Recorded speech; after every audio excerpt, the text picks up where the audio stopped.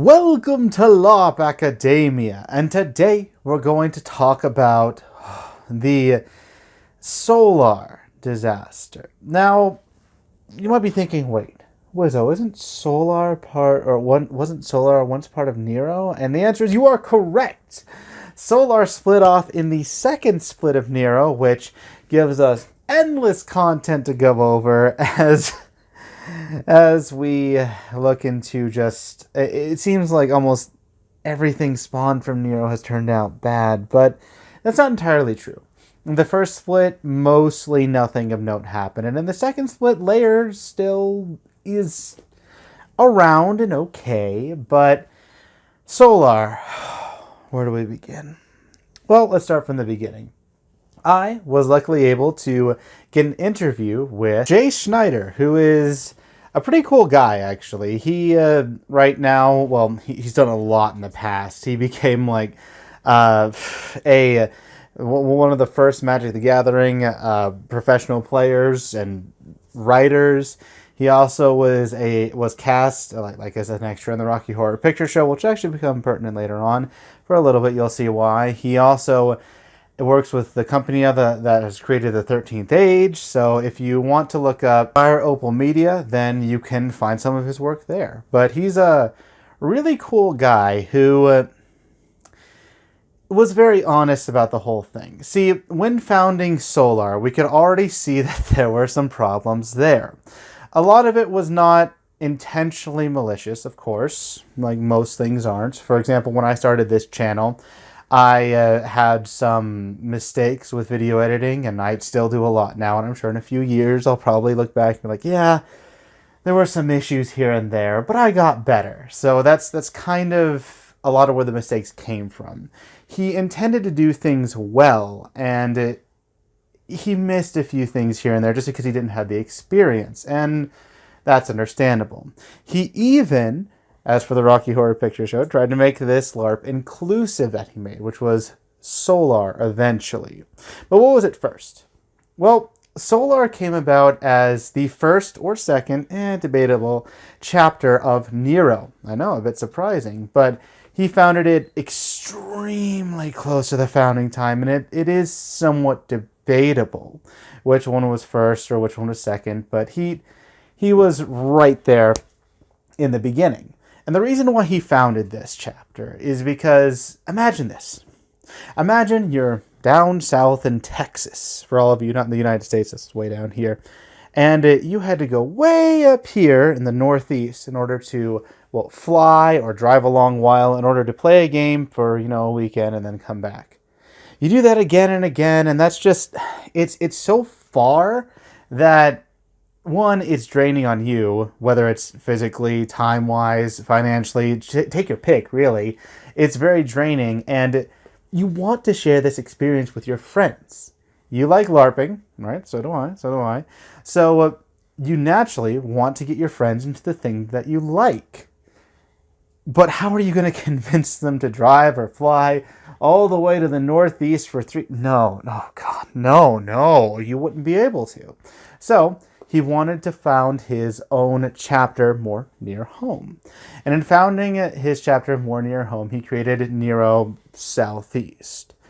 Now, Nero was one of the first LARPs, and it had some problems. As I said, he founded it really early with the parks. They didn't really create like a true national Nero thing, just snap right away. And they kind of came up with their own ideas on how to run things. And in doing so, there were some problems. He tried to be inclusive as he could be back then, since the whole idea of, the people who are being left out are the people who are essentially gay because of AIDS and everything else. There was this huge thing. I know it sounds ridiculous now at this point in time, but back then it was a big deal. And while others that were less inclusive or kind of needed to be dealt with as well, like for example women were not included in LARPs as much, and they were not really heard or protected, and there were a lot of issues back then that were able to stem up, and we'll see this become a much bigger issue. But there weren't any protections for people there. along those lines. So he tried to be as inclusive and protective of other people, to be equal, but again, there were some mistakes. Even though he had the intention, it was just a sort of fall through of the times, really. He just didn't have the knowledge, and it's again not entirely his fault, but it is, and even though he admits it, it's not a malicious intent, like, oh, I intentionally kept them out. No, that's just how it was. This also continued in a bunch of other different facets in Solar, where he tried to run an event, like 350 people with 12 staff. Okay, that's not going to be great. And this is because it stemmed from having a one-day event every month and a half, to a 3-day event, and it just kept growing and growing and growing, and he didn't have the knowledge or experience or even expertise to be able to accommodate this properly. And in doing so, he laid the groundwork on pretty much sand, is the best way I can describe it, to where, even in his own words, this wasn't a LARP that was intended to last when it was created. It was more meant to be like, let's coast 20 years and it's fine. That's why people even today were just like, Solar, you never change, because Solar still uses third edition Nero rules, which, it wasn't intended to change. It wasn't built to be this grandstand amazing things. And while he did do a lot of things, like, for example, try to get feasts going, trying to get other people to work with him and be like right-hand man people to give it over, like Jay Finch and Bill Sly, I couldn't get anyone else to interview, even though I tried, but like them, he had a good groundwork for setting this up, and he was only there for really 2 years for running it. Now, the reason why Solar split from Nero was actually a good reason. It wasn't what you think of, just like, oh, well, these people are being abusive or terrible. No. It actually has a good roleplay reason. And that is that people in the South, in Solar territory, southeastern Nero, that chapter, had a very different storyline than the people in Nero. In fact, if you have ever been to Nero, Alliance, or a lot of their offshoots, you'll find that necromancy is off the table. It's corruption, it's bad, there's always everything terrible, but the South took a different idea. They took the idea that necromancy is just another school of magic. So, why not have necromancers on the court? Why not actually respect necromancers?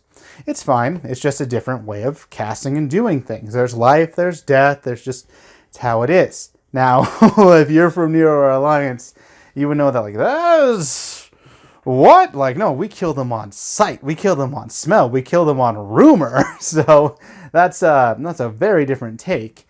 And he even gave a story about how he went into their court as the South's court necromancer, which was like walking into a lion's den, just like, you said I could be coming in peace, but every step is just like, I might get stabbed 30 times here. So there were some great stories there, and they split because of more roleplay reasons, as well as there were some other issues that were cropping up.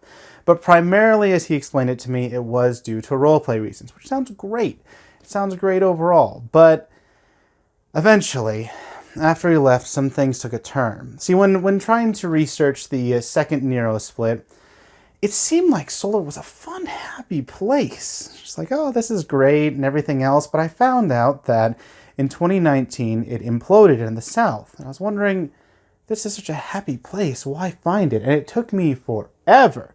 But I was able to find a Reddit thread that kind of went over the reality as to why it split. Now, the reality why it split was because the founder, that Scott Neely guy, or as they call him, that Scott Neely guy, he started a culture.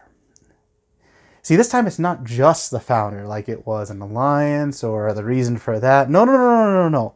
The founder did much worse than that. He started a culture. And I would say that really it's more like a cult, mind you, because of this cult behavior. Now, if you've ever, now this is a large stretch, you might think, but if you've ever listened about cult leaders or heard about them, usually they're people who seem very outgoing. Everyone says, oh, they're so nice. They wouldn't do anything bad. They're very charismatic.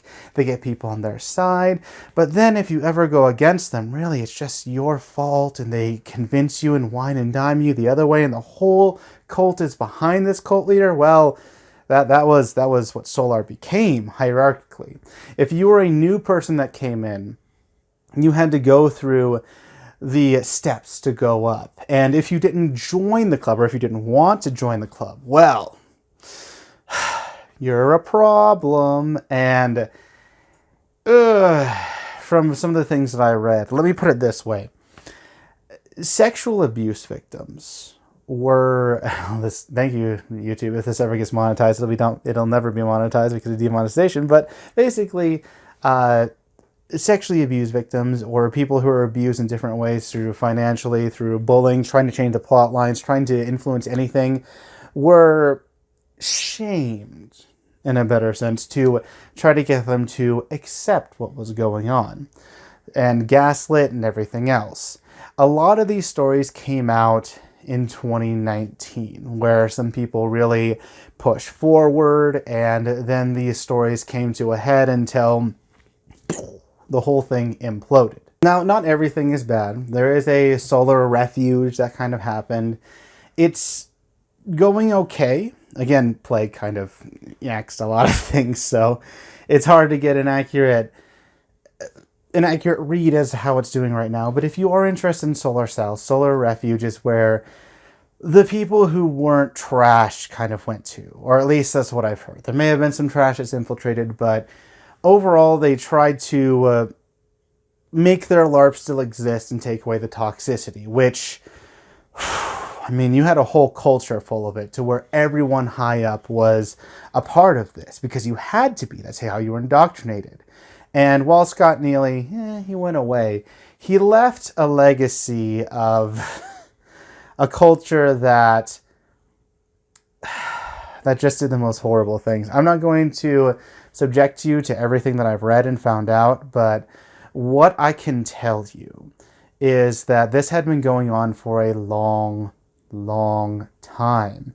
And when Schneider tried to make a LARP that was acceptable to everyone, he did so, but he didn't put in protections for certain others, like, again, women, for sexual assault and everything else. And that ended up being abused to the point where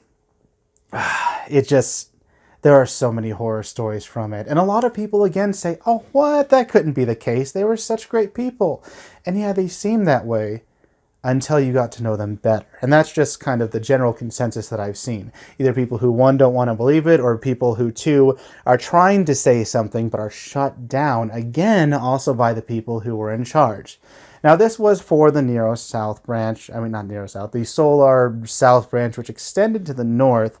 And I have heard conflicting things about the leader of the North branch. I'm not going to say that it's as bad as the South, but definitely be on your toes, since I don't want that. I'll put it this way.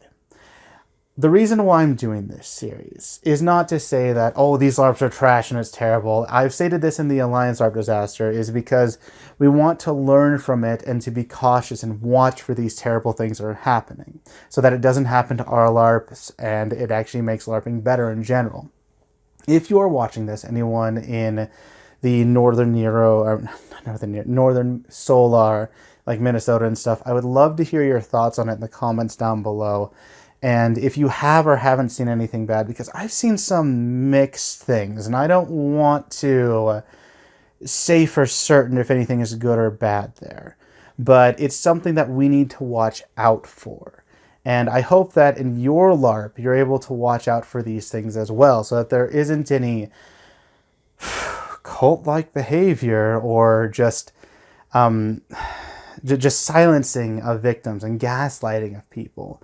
This is something that we need to actually pay attention to and make sure that it doesn't happen to our LARPs. Now, I'm not giving any specific examples on this because there's a lot of personal stories from these people, but listen to your fellow players. Listen to those who say that I was abused or this isn't working out. Just make sure that you're actually having a dialogue with each other instead of putting them down, because that has led to a long cycle of Solar being a, well, terrible environment when you look down on a lot of areas. Solar's still good in a lot of ways.